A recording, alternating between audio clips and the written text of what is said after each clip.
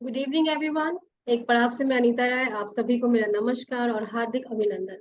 Series 86 how to prepare children newly diagnosed with autism for main stream. आज इस discussion session में हम इस पर बात करेंगे और आज के हमारे स्पीकर है Mrs Neelanjana Ghosh. She has 17 years of experience in disability sector. She is founder, member and head of a non-profit organization to empower and educate individuals with autism spectrum disorder. She has done DED education training for individuals with autism from NIPMED Chennai, post-graduation in English with from Sharda Mission, post-graduation in psychology from Vidyasagar College. She has remarkable work experience such as launched But After Us project, running her own school on behavior management and structured learning.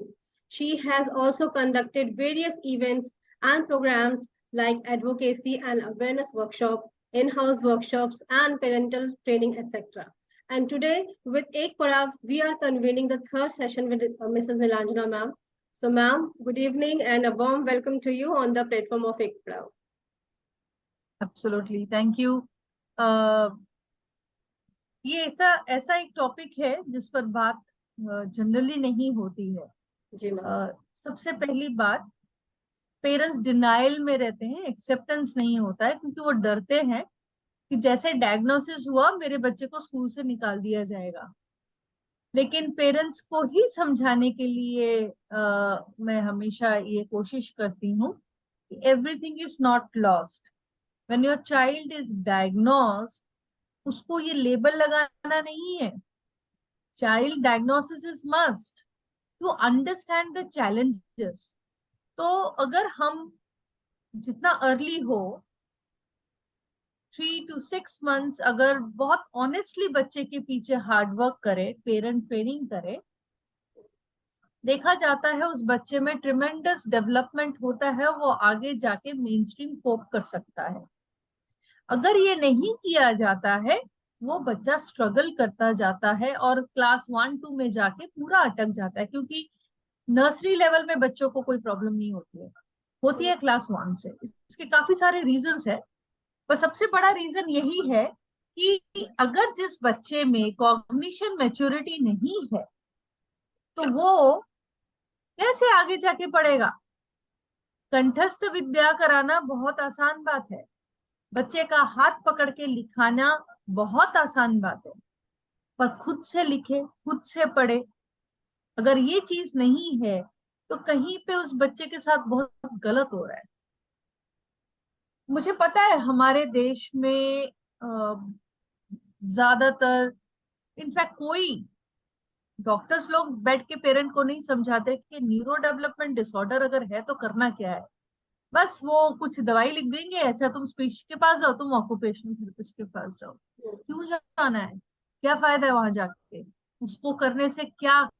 ये proper assessment, proper IEP बनाना कोई नहीं करता है।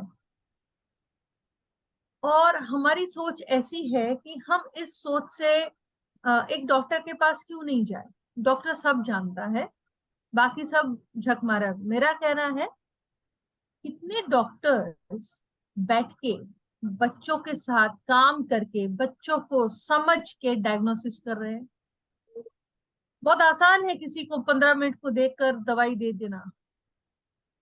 अगर एक doctor जानता है कि ये न्यूरो डेवलपमेंटल डिसऑर्डर है, तो ये उस डॉक्टर की जिम्मेदारी है कि पेरेंट को बैठ के समझाए क्या प्रॉब्लम है। माइल्ड ऑटिज्म लिखने से कुछ नहीं होता है, वो पेरेंट माइल्ड ऑटिज्म का क्या चार्ट डालेगा। ज्यादातर डॉक्टर्स कंसंट्रेट कर रहे हैं। अभी तो बहुत सारे डॉक्टर्स ऐसे हैं जो बायोमेड्स कर रहे हैं। तो इससे क्या हो रहा है, गलत चीज आप स्प्रेड कर रहे हो। यहाँ तक कि अगर आप ठीक से प्रेस्क्रिप्शन देखोगे तो वहां पे लिखा रहता है, आप पिला के देखो, शायद कोई फायदा हो। नहीं, आपको अगर खुद ही नहीं पता कि क्या फायदा है तो आप क्यों लिख रहे हो। मत करो ना ऐसे। इससे क्या होता है, पेरेंट्स और भटक जाते हैं। 17 साल हो गए इस जगह में काम करके, तो एक चीज मैंने सीखा है और ये मैं सबको बताना जरूरी समझूंगी। प्यार, विश्वास एंड हार्डवर्क, गुड पेरेंटिंग, यही चाहिए हमारे बच्चों को, वो दूसरे बच्चों से अलग नहीं है। हाँ, उनकी समझ, उनकी सोच हर बच्चों की तरह नहीं है, लेकिन कॉग्निशन मैच्योरिटी जो है वो तो हर बच्चे के जैसा होता है, उनका भी वैसा ही होता है। लेकिन कॉग्निशन अटक जाता है क्योंकि हम सबको पता है उनको सेंसरी प्रोसेसिंग है। तो सेंसरी प्रोसेसिंग है मतलब ब्रेन स्टिमुलेशन ठीक से नहीं है, पहली बात। दूसरी बात, हम लोग स्पेशली लड़कों के मामले में, और ज्यादातर ऑटिज्म लड़कों को ही होता है, हम लोग लाड प्यार भी तो बहुत करते हैं ना।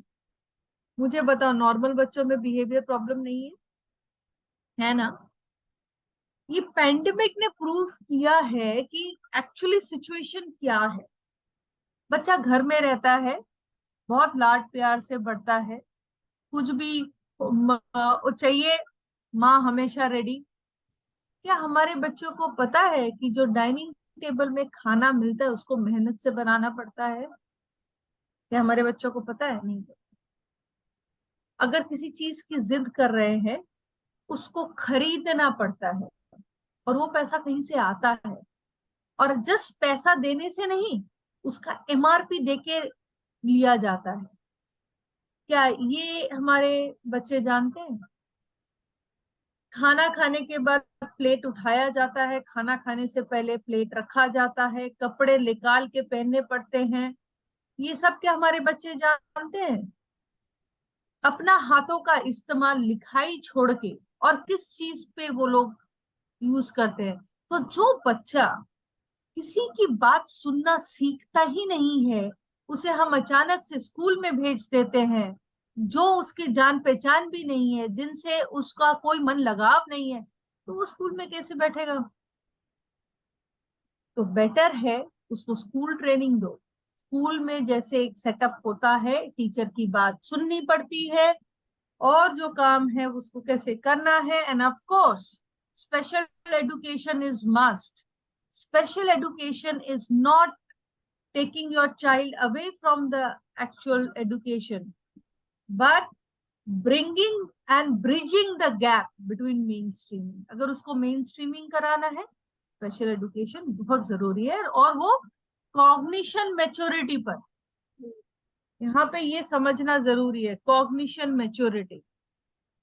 हम लोग सिर्फ फिजिकल मैच्योरिटी या फिजिकल डेवलपमेंट पर सोचते हैं। OT is nothing but motor, and physiotherapy is about gross motor and fine motor. But what about mental representation? उस पर कौन काम कर रहा है? इमोशनल रेगुलेशन, उस पर कौन काम कर रहा है?